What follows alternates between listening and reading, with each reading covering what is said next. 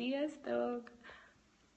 Tegnap lett vége az üzletöröme tanfolyam harmadik napjának, tehát végeztünk a tanfolyammal. Hú, meg kell mondjam, nem volt semmi. Őrület. A legnagyobb dolog, amit ettől a tanfolyamtól kaptam, az az, hogy megtanultam könnyedséggel kezelni az üzletet.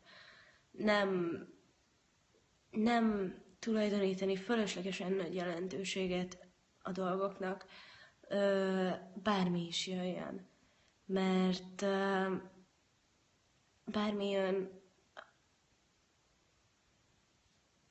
csak jöjjön. Tudjátok? Ezt tudom, hogy nem tűnik teljesen épeszű dolognak, vagyis olyan könnyen értelmezhető dolognak.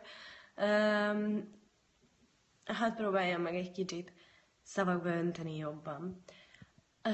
Megtanultam azt, hogy hogyan tudom levenni a jelentőséget dolgokról, és hogyan tudok nem ráparázni, hanem teljes könnyedséggel kezelni azt, ami jön.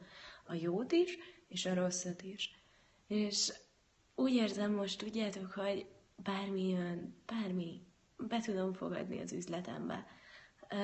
Nyitott vagyok abszolút mértékben a lehetőségekre, de hogyha valami nehézség jön, akkor azt is így, egy csettintéssel meg lehet oldani. Ha nem, annál többet tanulok belőle. Ami szerintem egy nagyon-nagyon nagy dolog, hogy így tudjunk tekinteni az üzletünkre. Úgyhogy nagyon szépen köszönöm Katarina Nilssonnak, az összes szervezőnek, fordítónak, mindenkinek, aki valaha bármilyen módon közreműködött a Joy of Business tanfolyamok, az üzletöröme tanfolyamok létrejöttében, mert csodálatos eszközöket adtak ezzel a világnak, és remélem, hogy nagyon-nagyon sokan fogjuk ezt együtt használni és együtt élvezni. Sziasztok!